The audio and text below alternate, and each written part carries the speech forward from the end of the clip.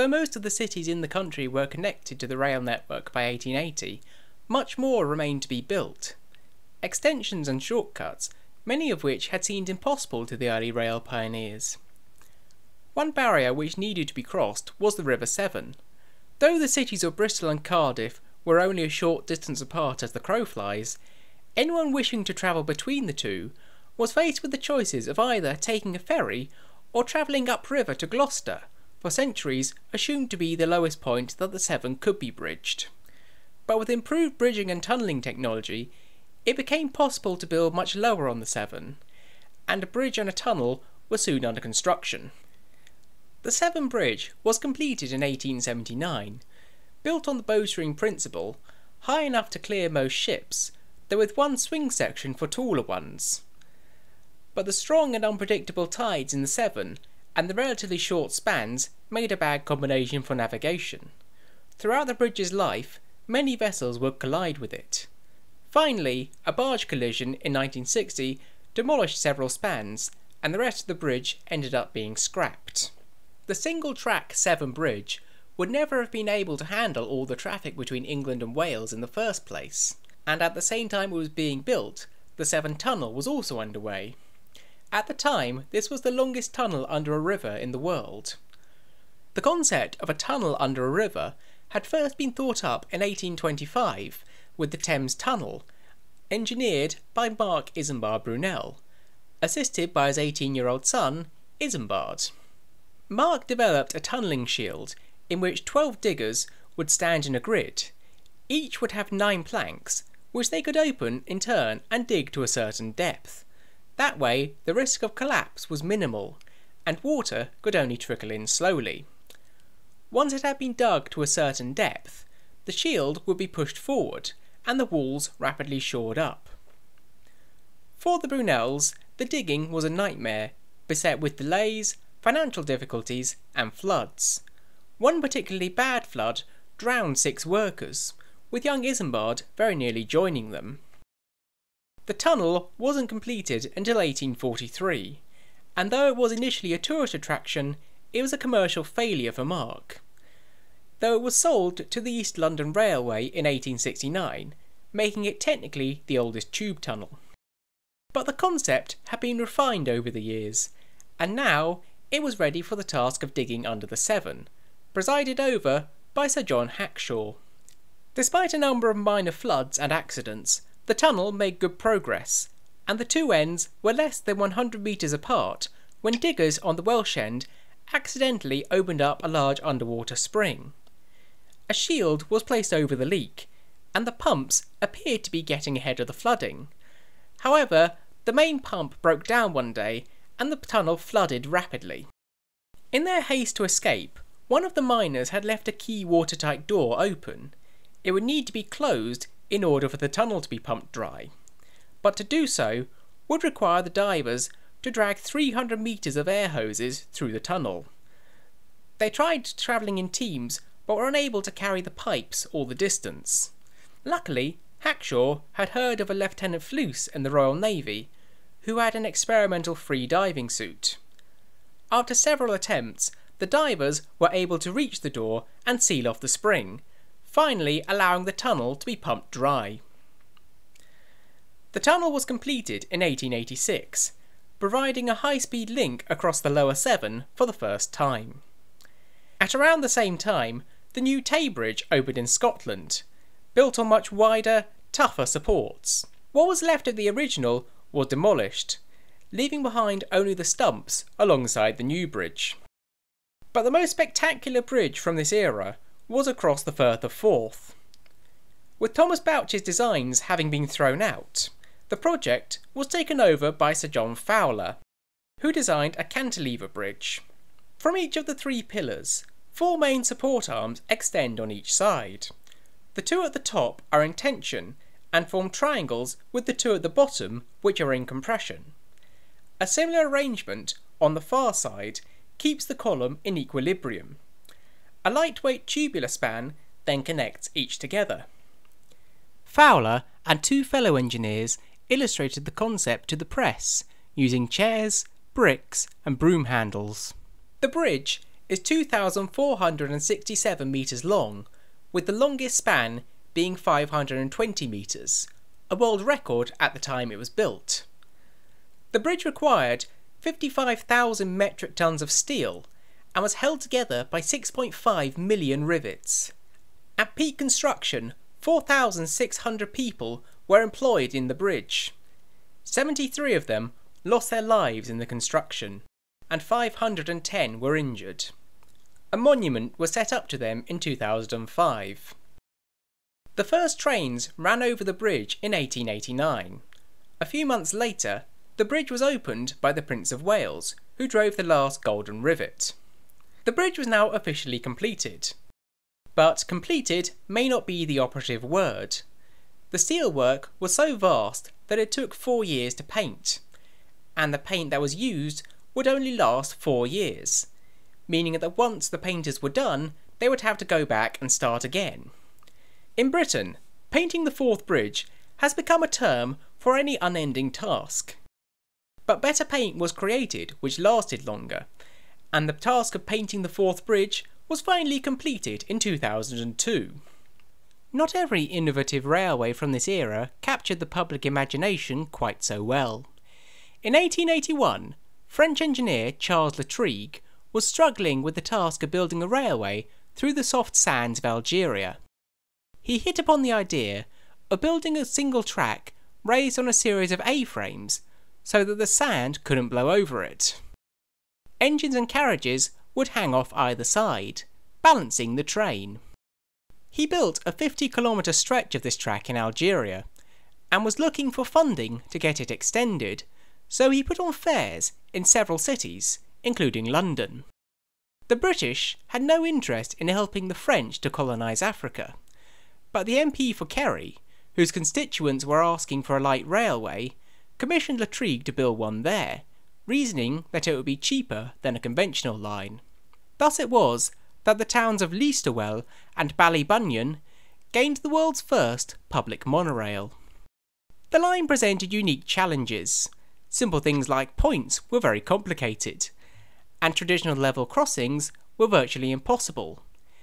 Elaborate drawbridge arrangements had to be built to allow road traffic to pass. But the main issue was the fact that the carriages had to be perfectly balanced in order for the line to work. Guards had to dictate at every station where every passenger and every piece of luggage would be placed in order to maintain the balance. This was made harder by the fact that there was no way to walk through the carriages, so half the passengers would have to climb over the roof. The idea never caught on. Nonetheless, the railway stayed in operation for more than 30 years, before it was destroyed in the Irish Civil War. But whilst monorails would never really catch on, another idea was starting to creep in which would provide the biggest shake-up to the railways since the rocket, and that was electricity. The first electric motors were built in the 18th century, as physicists discovered that an electric charge running through a bar will produce magnetic flux in a helical pattern around it.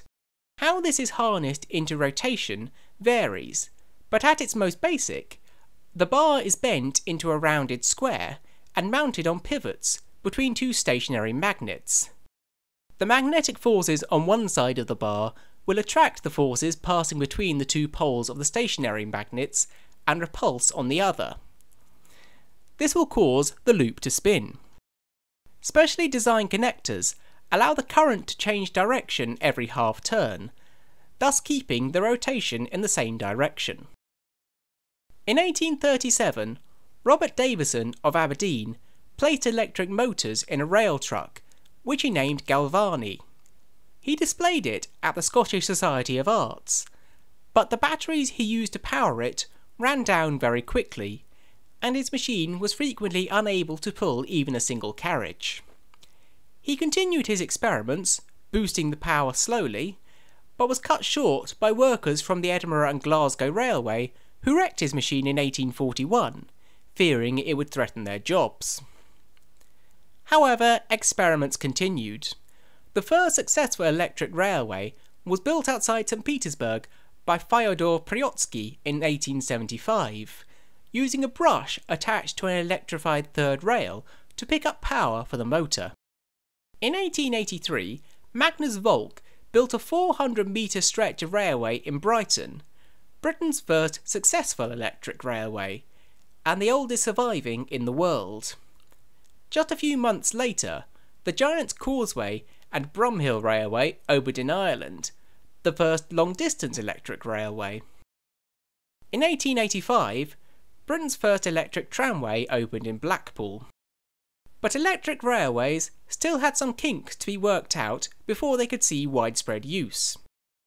The concept of boosting power through a series of substations was unheard of at the time, and most electric railways relied on a single generator, meaning that the power would drop as the train moved further away and the voltage bled out.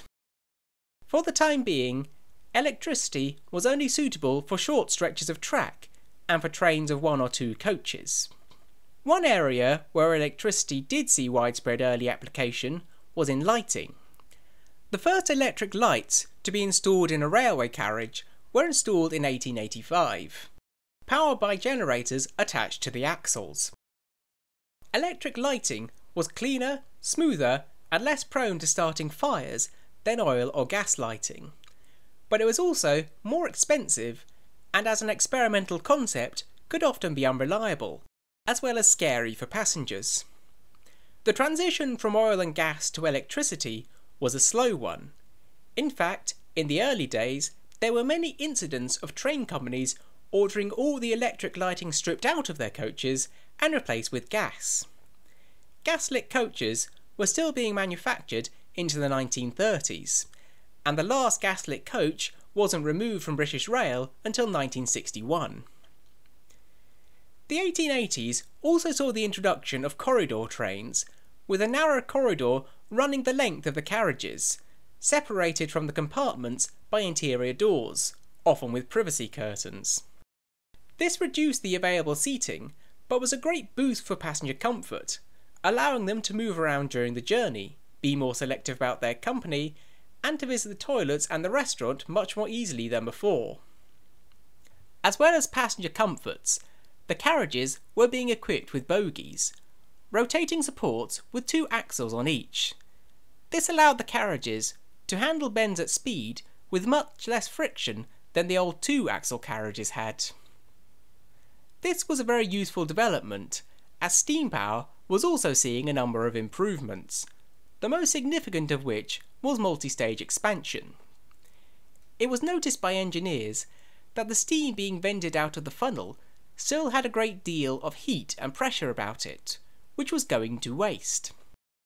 Trains were developed in which after the steam had left the first high-pressure cylinder, it would be fed into a secondary low-pressure cylinder to drive the axle further. The increased use of the steam allowed much more of the heat energy, or enthalpy, within the steam to be converted into useful work energy, with no increase to the heat applied through the boiler.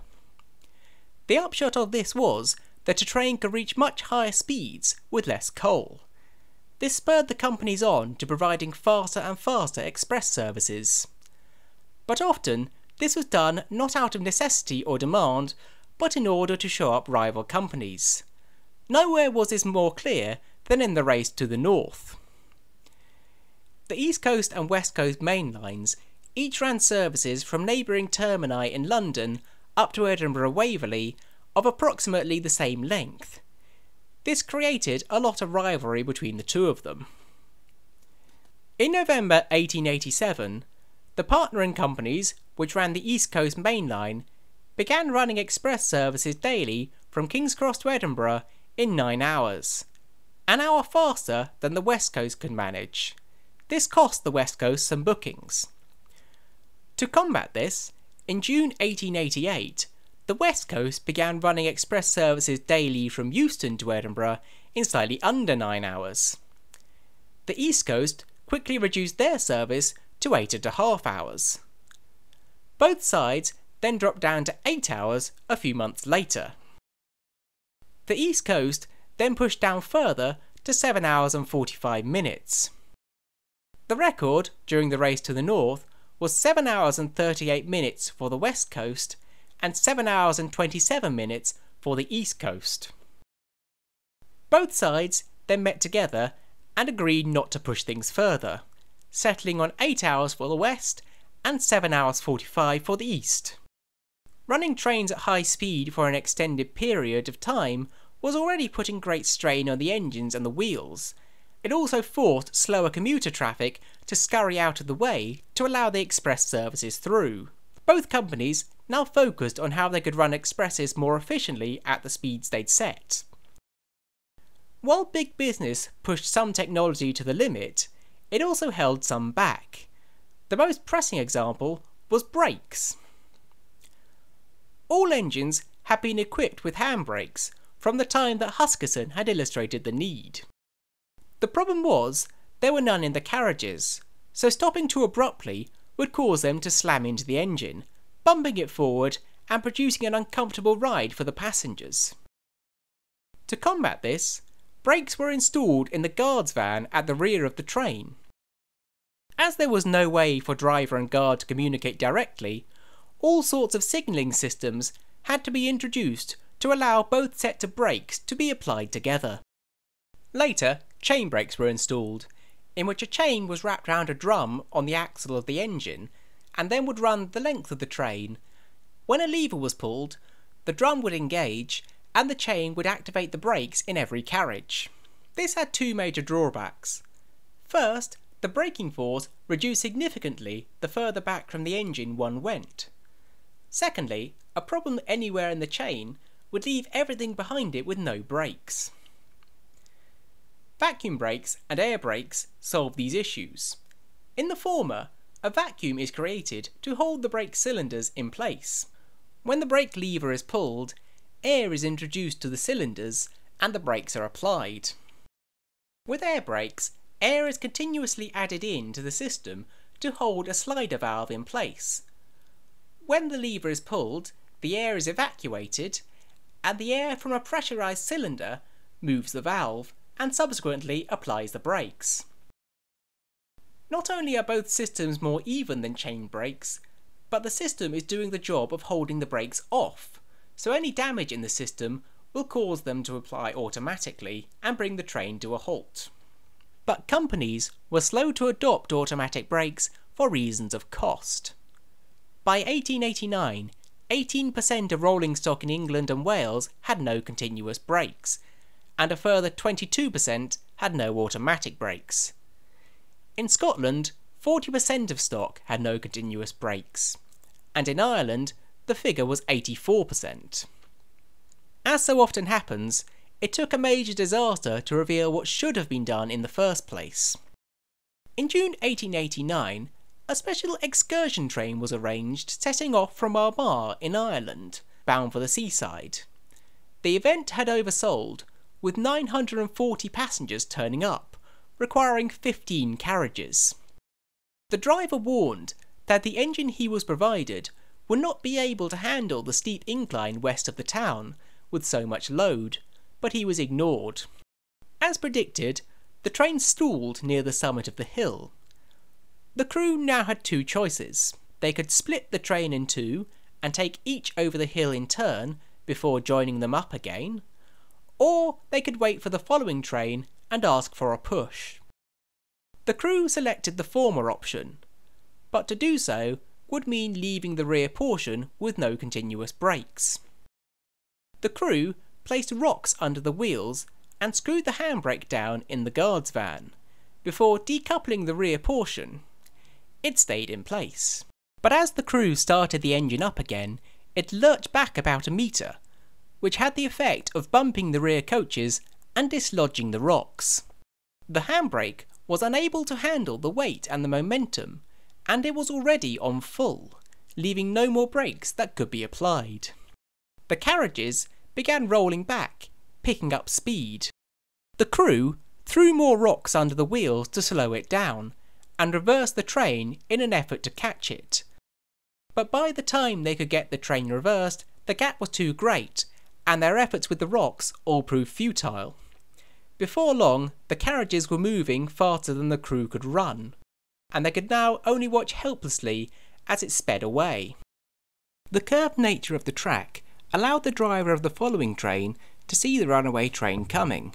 He quickly threw his train into reverse and bailed out. It was too late to avoid a crash, but did at least lessen the impact.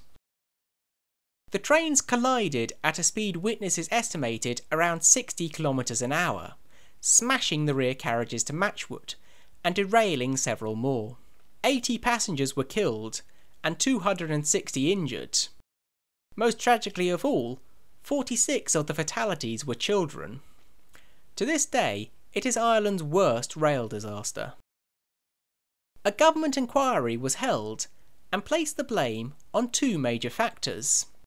First, the lack of automatic brakes. Second, the insufficient gap between the two trains. Britain's railways at the time used two different signalling systems. The first was a time system, in which trains would be permitted through a certain interval of time after the last had passed. The other was a block signalling system, in which the track was divided into sections. A train would not be permitted through each signal until a communication was received that the entire section ahead was clear. The companies employed whichever system they thought was best for each section of track. The track outside Armagh used the time system, meaning there was no way for the signal box to know there was trouble ahead, and so they had sent the scheduled train through once the correct time interval had passed, sending it straight towards the runaway train. The government rushed through the Railways Act, which stated that block signalling must be employed across the network, and that all trains must be fitted with automatic brakes. They gave the companies a very tight deadline in which to make all the upgrades. The Act also marked a major shift in government attitudes.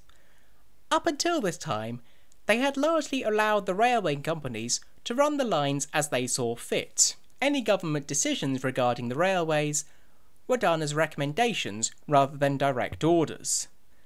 But Armagh clearly showed the flaw in that system. From now on, the government would take a much firmer hand with the running of the railways. Thank you for watching my video. Please remember to like, share and subscribe if you would like to see more, and check out my website for more examples of my work. I am currently working on the next part of this series, and it should be with you in the next couple of months. Bye for now.